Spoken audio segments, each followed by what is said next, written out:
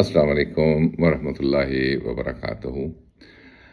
یہ ایک مضمون ہے جو میں نے بہت مہینے پہلے جب کرونا تھا یہاں پر، تو اس وقت لکھا تھا کویت میں، اور پھر یہ مکالمہ میں چھپا، اور آج بس اتفاق سے جب میں کمپیوٹر کھول رہا تھا تو یہ میرے سامنے آ گیا۔ تو میں اس کو آواز ہوا کی لہروں پر منتقل کرنا چاہتا ہوں، تاکہ یہ اس فضا کے اندر بھی ریکارڈ ہو جائے اور شاید یہ کسی میرے کام آ جائے۔ مضمون شروع کرتا ہوں کہ چھوٹا سا مضمون ہے جو آپ کے نظر ہے۔ اگر کسی کو کبھی کویت میں چند سال گزارنے کا تجربہ رہا ہو اور اس نے کویت میں رمضان مبارک گزارا ہو، تو ایسے شخص کو یہ سمجھانا قطعی مشکل کام نہیں ہے کہ جو مزہ اور لطف کویت میں روزے گزارنے کا ہے، وہ شاید ہی مملکت خداداد پاکستان سمیت دنیا کے کسی اور حصے میں آتا ہو۔ کویت میں رمضان کے روزوں کا ایک اپنا ہی رنگ ڈھنگ ہے، اپنا ہی ایک انداز ہے۔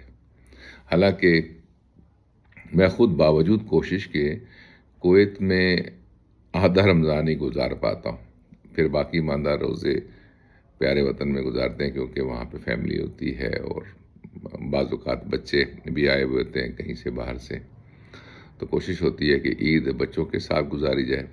تو اور عید گزارنے کے لیے پھر پورا رمضان گزارنا مشکل ہوتا ہے، مگر کوشش بہرحال رہتی ہے کہ رمضان مبارک میں ہی کویت گزارا جائے۔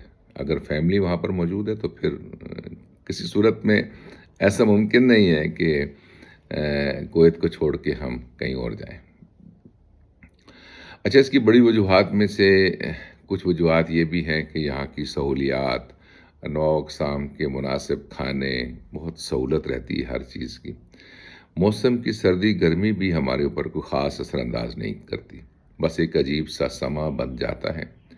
ایسا محسوس ہوتا ہے کہ رمضان کے اندر خاص ایک ایسی کیفیت کہ جیسے تجلیوں کا نزول جاری و ساری ہے، یعنی عجیب سا نور اتر رہا ہے، رحمتیں نازل ہو رہی ہیں، نیکیوں کی رحمتیں، ہر طرف اذانیں، مساجد کی طرف رخ، لوگوں کا آنا جانا، ایک خاص کیفیت رمضان کے اندر جو پاکستان میں بھی ہوتی ہے، لیکن کویت میں چونکہ چھوٹا سا ملک ہے، چھوٹا سا کنٹری ہے، چھوٹی سی سوسائٹیاں ہیں ہماری، تو اس میں ایک عجیب سی وہ باقاعدہ فیل کرتے ہیں، ہم اس کو محسوس کرتے ہیں، عجیب سی کیفیت اور تقویٰ کے حصول کی جد و جہد، اور مسجد کی طرف دوڑ لپک، بھاگو پہنچو، کہیں نماز جماعت سے نہ رہ جائے، اور تراویح اور قیام اللیل کے اہتمام کے دوران عبادت بھی اور سوشل رابطوں کا ایک سلسلہ بھی قائم ہو جاتا ہے۔ نیکی کی راہ کے نئے مسافروں سے ملاقات ہو جاتی ہے، پھر ان مستقل رابطوں سے ہمیشہ کے تعلق بن جاتے ہیں۔ کویت میں آفس ٹائمنگ کم اور ریلیکس ہونے کی وجہ سے قیام و سیام کے لیے دل و دماغ اور جسم بڑی حد تک آمادہ عبادت بھی رہتے ہیں، سہولت ہوتی ہے، جسم آرام کر لیتے ہیں، آفیسز بہت ریلیکس ہوتے ہیں۔ عام دنوں کے مقابلے میں اتنی دوڑ دھوپ کے باوجود آدمی قدرتی توانائی محسوس کرتا ہے، اور پھر سونے پہ سہاگا۔ آخری عشرے میں اگر عمرہ کرنے کا موقع ہاتھ لگ جائے تو اس موقع کو کون بدبخت ہے جو ہاتھ سے جانے دے گا۔ چونکہ کویت میں رہتے ہوئے یہ بہت قدر آسان ہے، اس نفلی عمرہ سے پورے ماہ کی عبادت کو عروج حاصل ہو جاتا ہے، اور اس سے رمضان کے اختتام پر عبادت کی ایک قسم کی بریکٹ کلوز کرتے ہوئے دل مزید سرور اور اطمینان محسوس کرتا ہے۔ کویت میں رمضان کی عید تک افطاریوں کا حساب کتاب رکھنا بھی ایک اچھا خاصا کام ہے۔ ایسا نہ ہو کہ کہیں سے کوئی رہ جائیں اور میزبان کی ناراضگی ہمیں مول لینی پڑ جائے، مگر اس دفعہ کرونا نے زندگی کا طور ہی اکثر بدل ڈالا، عجیب رنگ لیے اب کیا رمضان آیا۔ پوری دنیا کی طرح کویت کی دنیا بھی اپنے مقام پر سکڑ کے رہ گئی، کہاں کی افطاریاں، کہاں کی ملاقاتیں، سب کچھ بند ہو گیا، ایک سناٹا، مکمل خاموشی۔ جس نے باہر کی دنیا ہی نہیں اندر کی دنیا کو بھی ہلا ڈالا تھا۔ ایک اندر سے بھی آئسولیشن ہو گئی تھی، تنہائی اور ایک عجیب سی ڈپریشن، مایوسی کا غلبہ تھا۔ اس دفعہ خضوع کے سے زیادہ خشوع نے رگ و پے میں سراسیمگی پھیلا دی۔ موت کا ڈر اور خوف انسان کے لاشعور میں کہیں نہ کہیں کم یا زیادہ تو رہتا ہی ہے، مگر اس قدر قریب سے یہ خوف پہلی بار محسوس ہو رہا تھا۔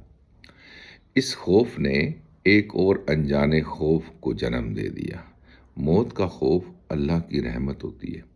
جس دل میں موت کا خوف جاگزی ہو جائے نا، اس کے دن اور رات بدل جاتے ہیں۔ جس دل کے اندر آخرت میں کھڑے ہونے کا خوف آ جائے نا کہ مجھے اللہ کو جواب دینا ہے، اس کی زندگی یکسر بدل جاتی ہے۔ حالات، دن اور رات، معاملات، بات چیت، اٹھنا بیٹھنا، سب کچھ پر اثر انداز ہو جاتا ہے یہ ایک جو عقیدہ آخرت کا خوف اور اللہ کے سامنے کھڑا ہونے کا خوف۔ قرآن میں ہے نا، وَأَمَّا مَنْ خَافَ مَقَامَ رَبِّهِ وَنَهَى النَّفْسَ عَنِ الْهَوَىٰ، جو اپنے رب کے سامنے کھڑا ہونے سے ڈرتا رہا، اس نے اپنے نفس کو بری خواہش سے روکا۔ وہی تو ہے جس کے لیے اللہ تعالیٰ نے اجر رکھا ہے۔ اپنے رب کے سامنے کھڑے ہونے کے احساس نے دل کو ہیلا دیا۔ کیا ہے تمہارے دفتر عمل میں انعام صاحب جس کو پیش کیا جا سکے؟ کیا ہے جس سے بچت کا کوئی معاملہ نکل آئے؟ اللہ کا سامنا کیسے کرو گے میاں؟ حساب کیا تو وجود لرزنے لگا۔ کیا اب تک کی زندگی جو گزری اس کا کوئی علم یا اس علم کے بدولت جو کچھ سیکھا اس پر کوئی عمل کیا جو اللہ کی رضا کا موجب بن سکے؟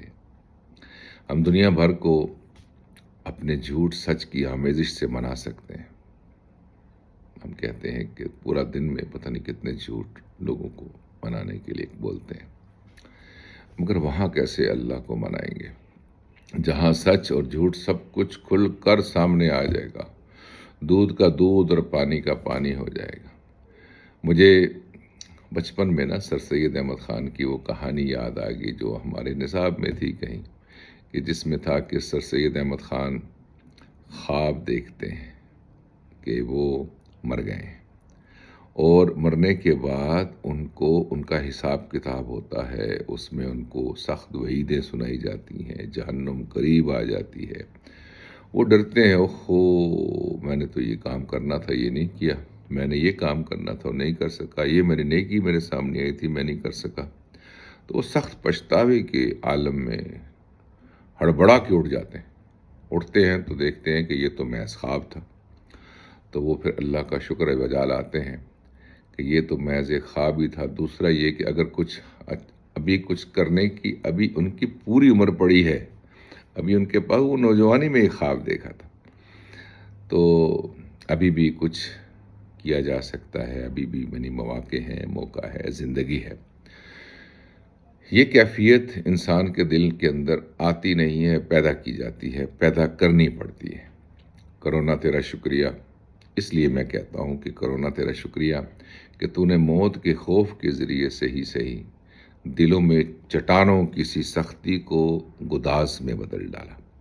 بے رحمی اور میری مرضی والی زندگی میں سوچنے اور اپنے رب کی طرف پلٹ آنے کا موقع فراہم کر دیا۔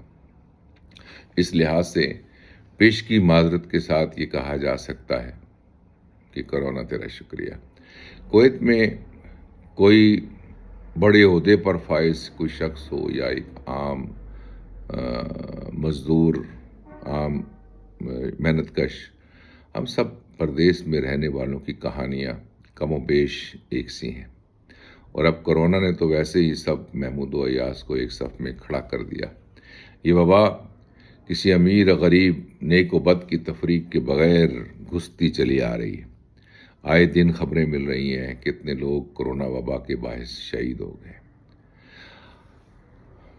میں نے سنا ہے کہ اس وبا کے بعد وباؤں کا سلسلہ رہے گا آگے آنے والی زندگی میں بھی، اور وہ وبا کس قدر شدت سے انسانوں کو موت کا لقمہ بنائیں گی کچھ کہا نہیں جا سکتا، لیکن قرب القیامت میں قیامت کے قریب ہونے کی وعیدیں ہیں۔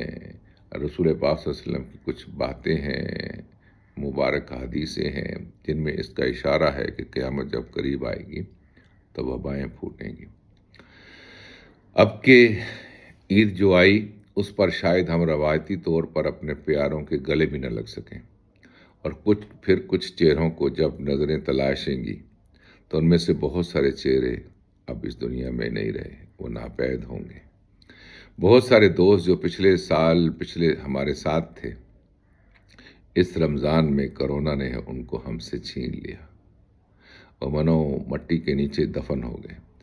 ایسی تنہائی اور بے چارگی کا یہ عالم اس عید کو اس لحاظ سے ایک عجب یادگار عید بنا دے گا کہ بقول شاعر، ایک نگاہ آشنا کا آسرا جاتا رہا، ایک نگاہ آشنا کا آسرا جاتا رہا، آج ہم تنہائیوں میں اور تنہا ہو گئے۔